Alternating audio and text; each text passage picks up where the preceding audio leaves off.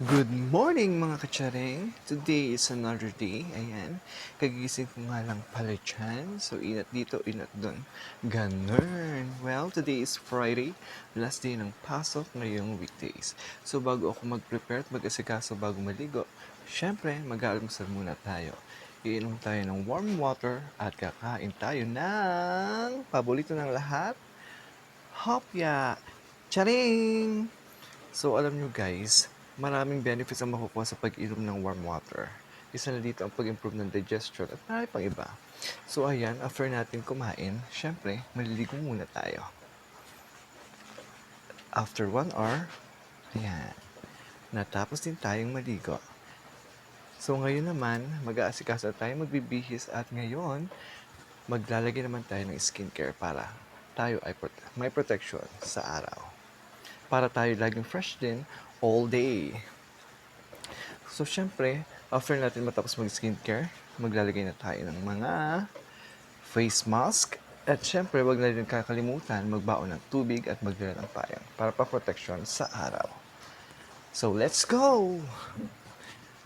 Ayun na nga, syempre, bago tayo pumunta sa ating pupuntahan sa pagpasok sa trabaho, syempre, kailangan muna natin magdasal. Magpasalamat sa Diyos sa lahat ng biyayang binibigay sa atin at tayo humingi ng gabay para tayo ay ligtas pumunta sa ating paroroonan. Ayan. So, ayan na nga. Papunta na tayo sa ating trabaho.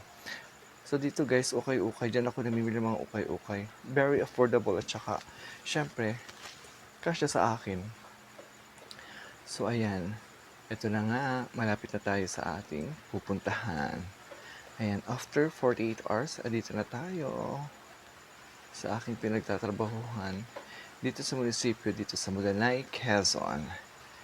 Ayan. So, parang masyado ako napaaga pala kung masyadong tao. Ayan, ayan. Shoutout nga pala sa dalawang aso itong nagsasunbathing. Char. Siyempre, bago tayo pumasok sa opisina, tayo muna ay mag-iin para tayo ay laging present.